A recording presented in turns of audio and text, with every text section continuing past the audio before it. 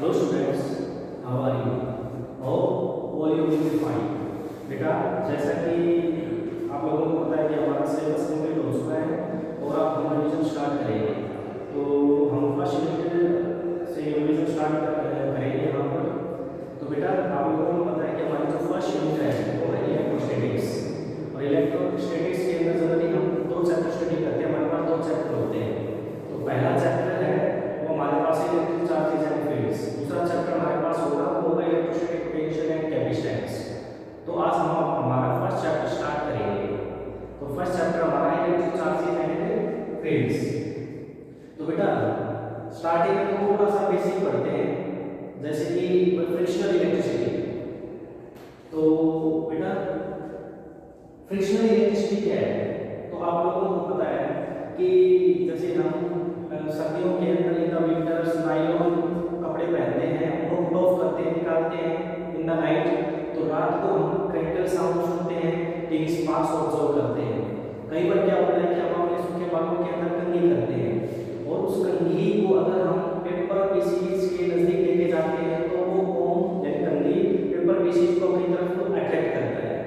तो ये सब जो चीजें हम ऑब्जर्व करते हैं कि नायलॉन क्लॉथ्स को पुट ऑफ करते समय क्रैकल साउंड या टीवी स्पार्क्स या कंघी छोटे लाइट पीसेस को अपनी तरफ अट्रैक्ट करती है। तो ये सारी चीजें हम बोल सकते हैं कि फ्रिक्शनल इलेक्ट्रिसिटी की वजह से पॉसिबल होती है।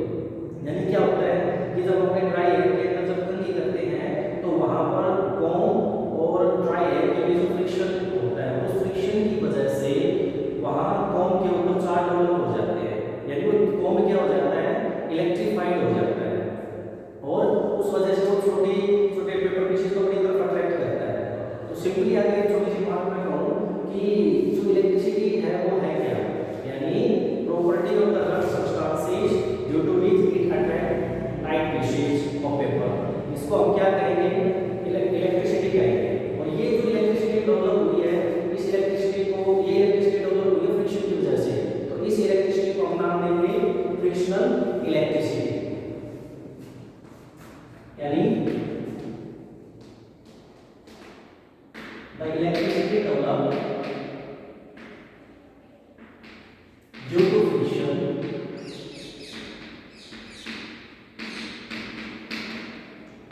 is called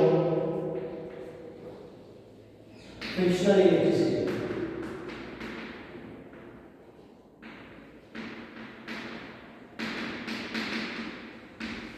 और बेटा, जो सब्सटेंस फ्रिक्शनल इलेक्ट्रिसिटी रखते हैं उनके बारे में बोल सकते हैं कि वो इलेक्ट्रीफाइड हो चुके हैं। अब बेटा नेक्स्ट, यानी ये इलेक्ट्रिसिटी डेवलप हुई है किसकी वजह से, बोला फ्रिक्शन की वजह से, जो चार्ज डेवलप हुआ है उनकी वजह से। तो अब आते हैं सीधा चार्ज के ऊपर। तो बेटा, चार्ज होता है क्या, वो थोड़ा सा डिस्कस कर लेते हैं। तो बेटा, हमें पता है कि कोई भी सब्सटेंस है वो मॉलिक्यूल से बनता है, मॉलिक्यूल्स एटम से बनते हैं और एटम्स के अंदर होते हैं इलेक्ट्रॉन्स एंड प्रोटॉन्स, यानी चार्ज पार्टिकल्स। तो एक प्रकार से हम उनको इलेक्ट्रॉन प्रोटॉन्स में इलेक्ट्रिक पार्टिकल बोल सकते हैं। तो एक इलेक्ट्रॉन एक प्रोटॉन एक दूसरे के ऊपर फोर्स एक्सर्ट करेंगे, तो वो जिस प्रॉपर्टी के द्वारा फोर्स एक्सर्ट करेंगे उस प्रॉपर्टी को हम नाम देंगे इलेक्ट्रिक चार्ज। यानी electric charge is the intrinsic property of the elementary particles. कौन से एलिमेंट्री पार्टिकल्स, प्रोटॉन्स और इलेक्ट्रॉन्स। यानी electric charge is the intrinsic property of the elementary particles which give rise to electric force between them। यानी electric charge होता क्या बेटा, it is the intrinsic property of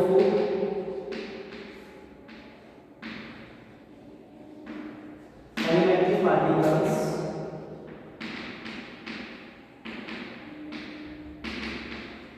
which gives rise to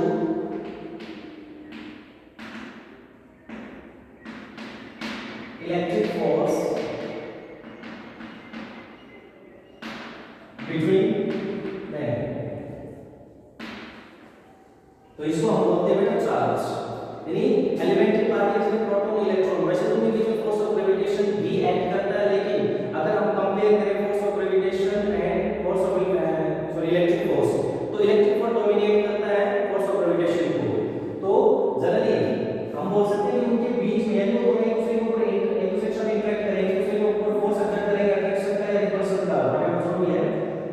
जिस property के द्वारा वो force exert करेंगे वो प्रॉपर्टी चार्ज कहलाएगी।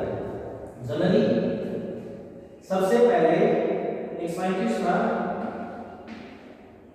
ड्यूफ्रे, उसने बताया था कि there are two kinds of charges.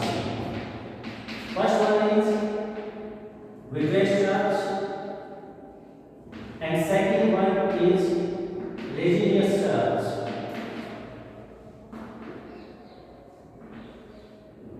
फिर इसके बाद एक अमेरिकन साइंटिस्ट था बेंजामिन फ्रैंकलिन, उसने बताया कि भाई ये तो विट्रियस चार्ज है ना, इसको हम पॉजिटिव चार्ज कहेंगे और ये रेजिनियस चार्ज है, इसको हम नेगेटिव चार्ज कहेंगे। यानी हमारे पास there are two kinds of charges होंगे। First one is positive charge and another one is negative charge. अब जनरली चार्ज के बारे में हमें पता चल चुका है कि भाई ये हमारे पास जो क्वालिटी ऑफ चार्जेस की वो हमारे पास ही है। इसके बाद बेटा जनरली आप लोगों को पता है कि अगर एलिमेंट्री पार्टिकल्स के ऊपर चार्जेस की बात करें तो charge on the electron is -1.6 × 10⁻⁹ coulomb, charge on the proton is +1.6 × 10⁻⁹ coulomb and charge on the neutron is 0। बेटा इसके अलावा और भी यानी एलिमेंट्री पार्टिकल्स से भी छोटे पार्टिकल्स हैं जिनको बोलते हैं क्वार्क्स। तो जो क्वार्क्स है जनरली उनको हम बोलते हैं क्वार्क्स, नाम देते हैं क्वार्क्स एंड डाउन क्वार्क्स। तो बेटा इनके ऊपर जो चार्ज होगा, इसके ऊपर जो चार्ज होगा वो होगा +2e/3 और इसके ऊपर होगा -e/3। तो ये भी कहीं ना कहीं इस चैप्टर में मेरे को स्टडी यूज करने पड़ेंगे। अब बेटा नेक्स्ट हम आगे चलते हैं कि basic properties of the charge. तो जनरली जो हम स्टडी करते हैं there are 3 types of basic properties of the charge important है, वो हम स्टडी करते हैं। तो सबसे पहले जैसे कि additivity of the charge, next one is conservation of charge and next one is quantization of electric charge. तो ये तीनों हम थोड़ा डिस्कस करेंगे और न्यूमेरिकल स्टार्ट होंगे क्वांटाइजेशन ऑफ इलेक्ट्रिक चार्ज के ऊपर। तो प्रॉपर्टीज ऑफ चार्ज के अंदर आते हैं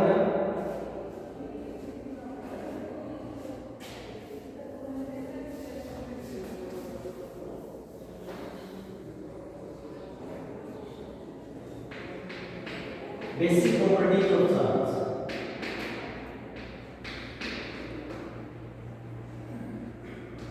तो सबसे पहले जो प्रॉपर्टी पढ़ेंगे वो पढ़ेंगे additivity of the charge.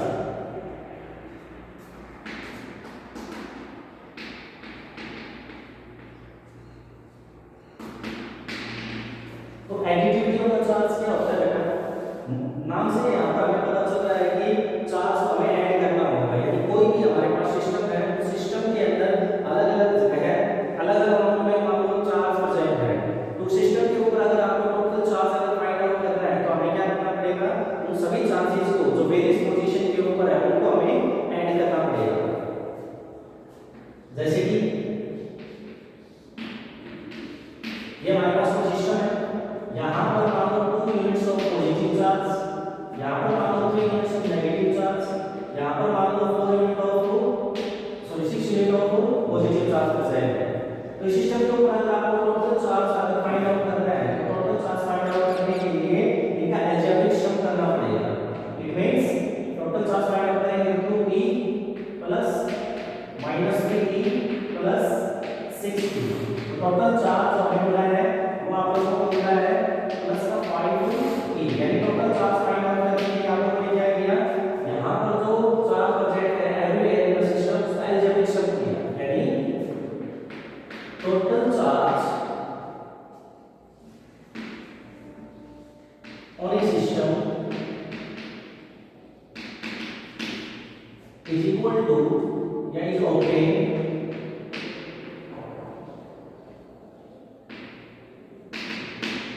algebraic sum of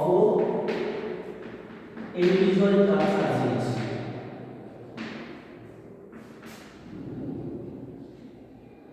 present everywhere in the system.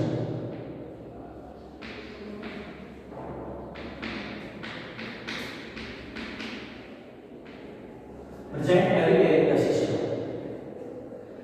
ये हम एग्जांपल ले सकते हैं। और बेटा एक बात और कि जब चार्जेस का हम सम करते हैं तो हमें कौन सा sign must have been used, यानी अगर इलेक्ट्रॉन्स का चार्ज लेके चलेंगे तो नेगेटिव साइन यूज करना है, और प्रोटॉन्स का चार्ज लेके चलेंगे या पॉजिटिव चार्ज लेके चलेंगे तो पॉजिटिव चार्ज का शेयर करना है।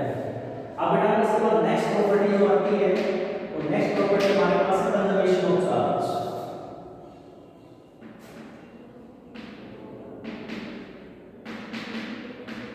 Conservation of charge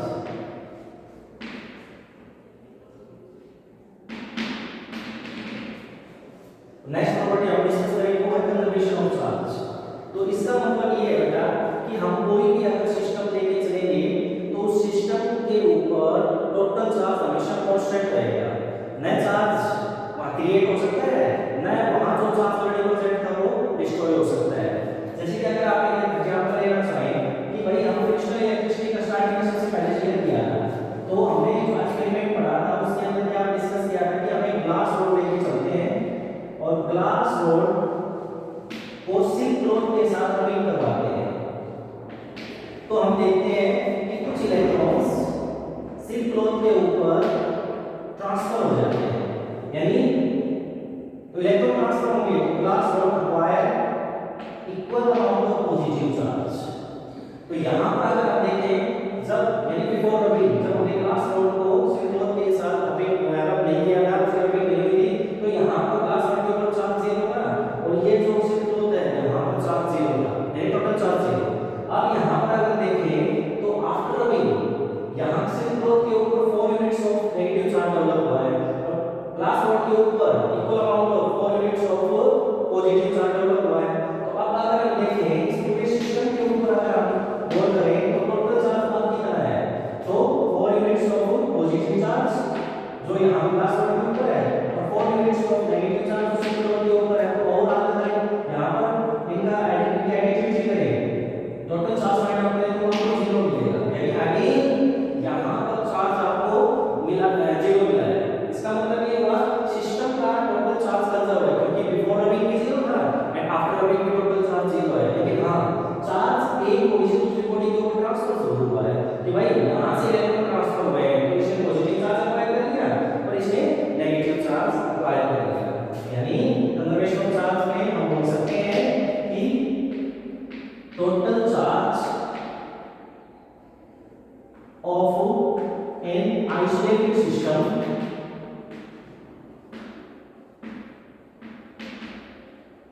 always be conserved,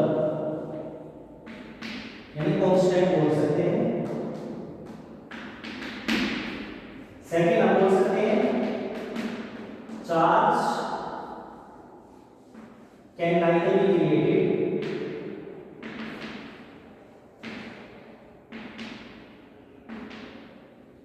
nor be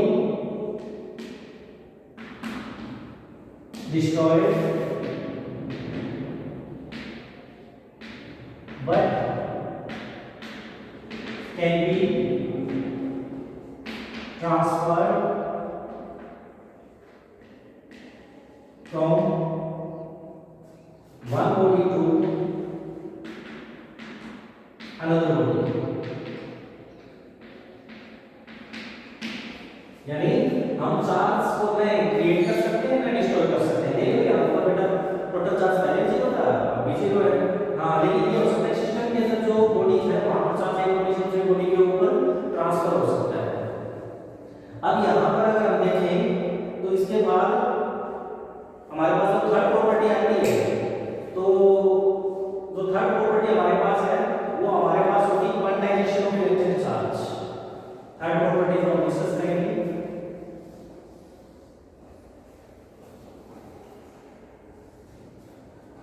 हमारे पास जो थर्ड प्रॉपर्टी होगी वो होगी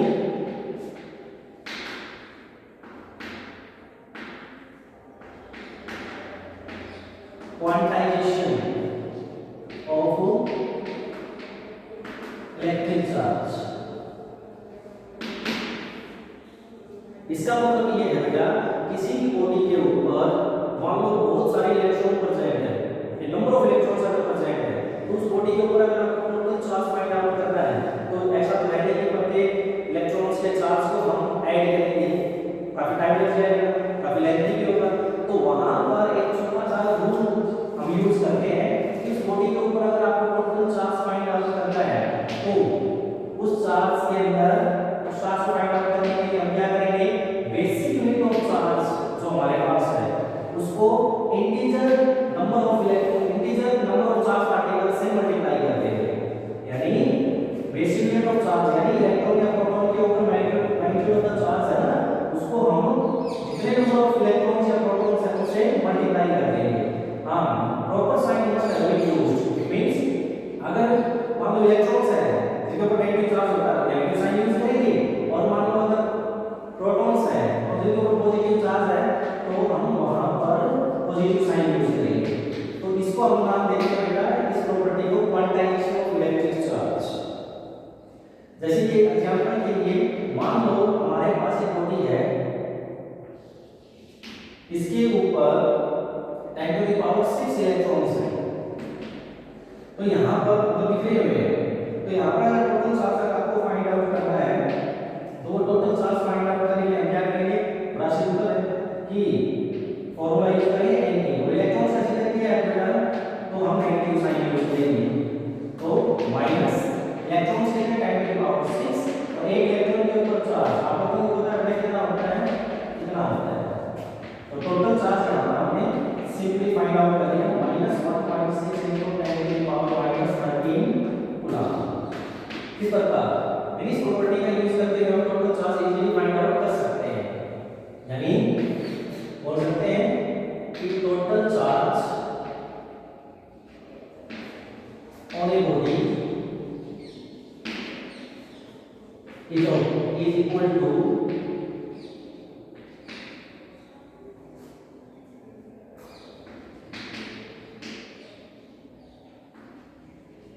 integral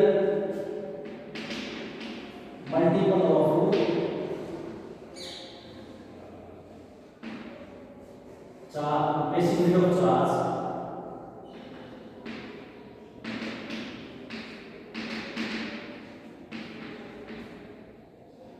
charge on an electron or proton। किसी भी बॉडी के ऊपर अगर टोटल चार्ज आपको फाइंड आउट करना है, तो वो टोटल चार्ज किसके इक्वल होगा, integer multiple of charge on an electron और प्रोटॉन, यानी इसके बराबर। बेटा इसका कोर्स क्या है कि भाई क्वांटाइजेशन हम क्यों यूज करते हैं, क्वांटाइजेशन का कोर्स क्या है, क्वांटाइजेशन का कोर्स होता है जैसे हमारे पास एक बॉडी है और इसके सराउंडिंग मतलब इसके कांटेक्ट में हम मान लो दूसरी बॉडी लेके जाते हैं, इसके नजदीक लेके जाते हैं, तो यहां से यानी एक बॉडी से दूसरी बॉडी को मान लो इलेक्ट्रॉन ट्रांसफर हो रहे हैं, ट्रांसफरिंग ऑफ इलेक्ट्रॉन हो रही है, तो ये यहां पर जो इलेक्ट्रॉन ट्रांसफरिंग होती है वो इंटीजर मल्टीपल अमाउंट में होती है।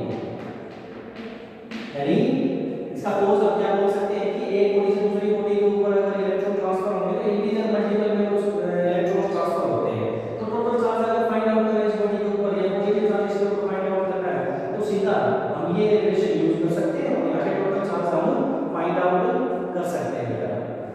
और ये जो क्वांटाइजेशन ऑफ इलेक्ट्रिक चार्ज है, क्वांटाइजेशन ऑफ इलेक्ट्रिक चार्ज है जनरली माइक्रोस्कोपिक लेवल के ऊपर एप्लीकेबल होता है, लेकिन मैक्रोस्कोपिक लेवल के ऊपर क्वांटाइजेशन ऑफ चार्ज एप्लीकेबल नहीं होता है। क्यों? क्योंकि वहां पर मैक्रोस्कोपिक लेवल के ऊपर क्या हो जाता है कि n तो काफी बढ़ जाता है और e की वैल्यू काफी स्मॉल हो जाती है, तो not possible to use quantization of electric charge at macroscopic level. तो बेटा क्वांटाइजेशन ऑफ इलेक्ट्रिक चार्ज के बारे में सबसे पहले किसने बताया था? क्वांटाइजेशन ऑफ इलेक्ट्रिक चार्ज के बारे में सबसे पहले फ्राडे ने जिक्र किया था। फ्राडे ने बताया था from his experiment of electrolysis, यानी from experiments of electrolysis. Experiment of electrolysis से सबसे पहले इसके अंदर फ्राडे ने जिक्र किया था कि हम क्वांटाइजेशन ऑफ चार्ज यूज कर सकते हैं, and later on It is established by Millikan's oil drop experiment. Oil drop experiment. बाद में मिलिकन्स ऑयल